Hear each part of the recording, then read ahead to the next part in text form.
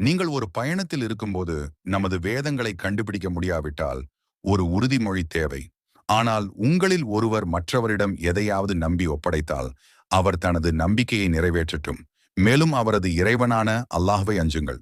சாட்சியத்தை மறைக்காதீர்கள், ஏனெனில் அதை மறைப்பவரின் இதயம் குருடாகும். மேலும் நீங்கள் என்ன செய்கிறீர்கள் என்பதை அல்லாஹ் அறிவான்.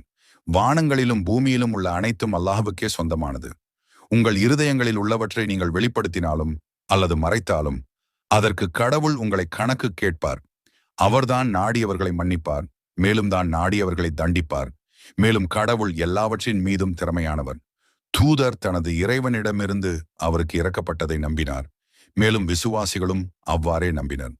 அவர்கள் அனைவரும் கடவுள் மீதும் அவரது வேதத்தின் மீதும் அவரது தூதர்கள் மீதும் நம்பிக்கை கொண்டனர். அவருடைய தூதர்களில் எவருக்கும் இடையில் நாங்கள் எந்த வேறுபாடும் காட்டவில்லை என்று அவர்கள் கூறுகிறார்கள்.